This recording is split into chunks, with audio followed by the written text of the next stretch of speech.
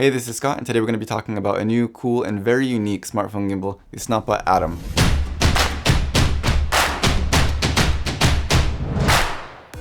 So if you don't already know, this is quite a unique and new design in this smartphone gimbal, so there's a lot of things to talk about.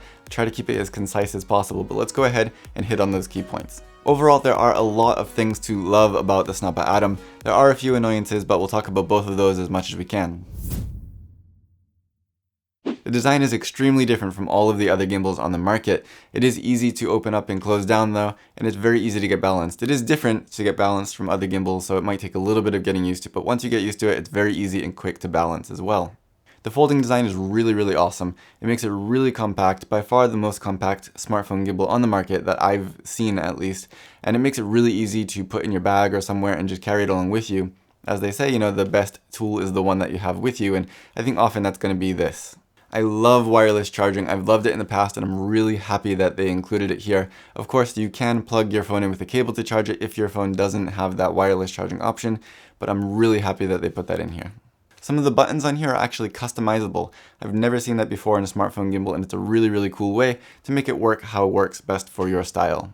Including a mic jack on the handle here is a really smart way to avoid the issue of adding unnecessary weight or throwing off the balance of your phone by using a clip-on mic or something that maybe screws into the clamp that holds the phone in place. It's really simple. I don't actually have a mic like they show on the website to plug straight into here, but I have no reason to believe that it wouldn't work. It's very simple. There's an in jack on the handle, there's an out jack on the clip, and they do include a short little cable to go from that out jack into your phone. Really simple and really smart. The open-ended design here is going to help a lot with that balance as well, because usually you have the limit of how far the gimbal's arm can extend to find balance, and if you have an awkwardly balanced phone because of a lens on one side or something, that's going to throw that off and it's going to make it more difficult. But here, the open-ended design means you just have to keep sliding it until you find that balance. I think it's going to give a lot more freedom in that sense. The grip here is relatively comfortable. It's not overly complex, but there is a nice little rubber strip down the front that will help you have a very secure hold on it, as opposed to just having a purely plastic handle. It's very quick to not only turn your camera around 180 degrees, but also to go from horizontal to vertical video very quickly. Again, because of that open-ended design of the clamp, there's nothing blocking it from just twisting. So you just push a button and it's going to twist right away. Very simple, very quick, very easy. And again, a cool idea to take advantage of the design of the clip that they have here. If you press the button once, it will very quickly go into vertical mode, which is really easy to do. Press it again, it will go back. And if you hold it down, it will swing around like that. So that's very easy to use. Even while walking, you can switch between it very easy. It's kind of right where the knuckle of your thumb would be to push that. Very easy, and I like that. It works very well.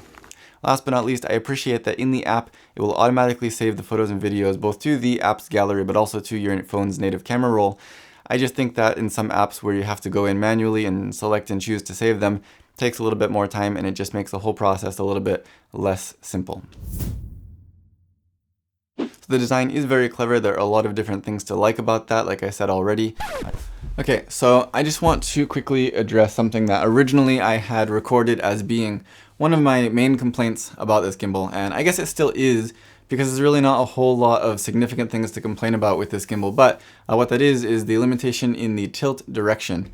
And on paper, when you check, it does seem like there is a fair amount of range in that tilt direction, and if you turn the power off for the motors, you can see that yes, it does tilt fairly freely. There is a lot of freedom in that axis, but when you turn the power on, I'll show you some B-roll to show this more clearly, but there is a very strict limitation in that tilt direction. It's less than 45 degrees, it seems, and what that means is that if you're using it in pan follow mode like I am right now, you're going to come up against that limit fairly quickly. When you tilt it forward, for example, like this, before you even hit a 45-degree angle, you can see the phone starts to move, even though this is in pan follow mode. It's not in tilt follow mode, but it's pushing up against that limit right there, and that does show up in your footage. So that's kind of frustrating, and that still is frustrating when you're holding it as you would a typical gimbal, just holding it straight up like that.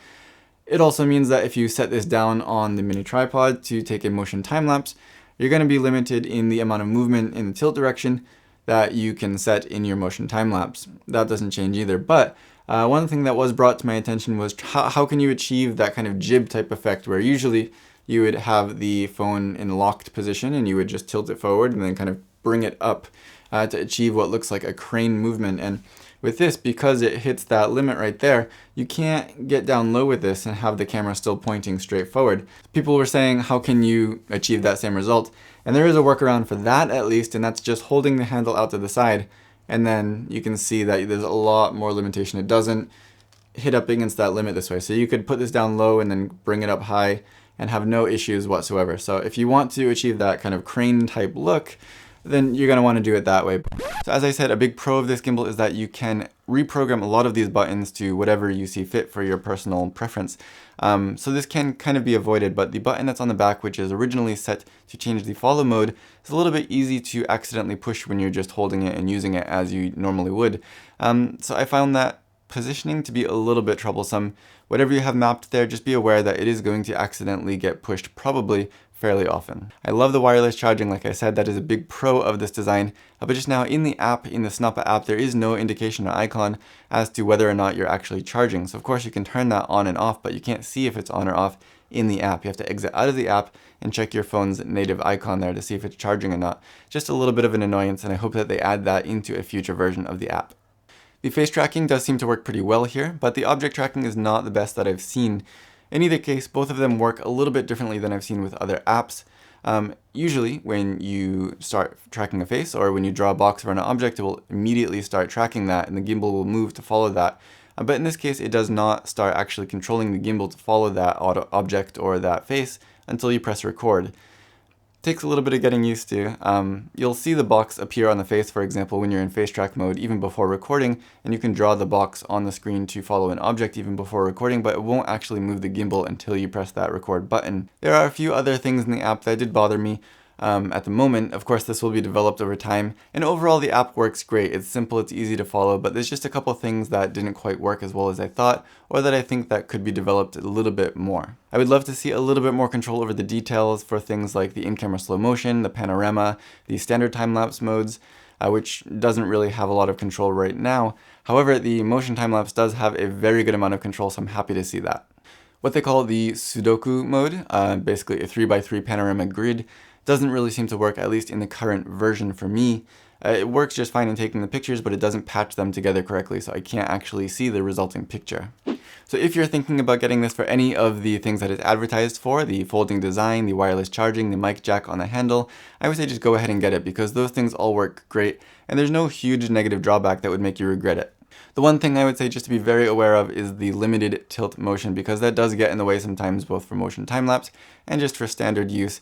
You can get used to it and you can work around it for sure, but it is something to be aware of when you're comparing it to other gimbals. So what it comes down to is that yes, this does stabilize your footage just as well as or better than any of the other smartphone gimbals in the market, and all of the unique things that it has to offer are really, really great. So finally, I just want to touch really quickly on a couple of things app related. I'm not going to go in depth to this because the apps of these things are always changing, they're always being developed, and if I make a video specifically about the app, it's just going to be outdated soon anyway, so I'm not going to go ahead and do that, but I want to touch on a couple of things that probably won't change in the future, just related to the app in general. So basically the app is very easy to use. You can go ahead and push the menu button on the handle to access your different modes like video, time-lapse, photo, panorama.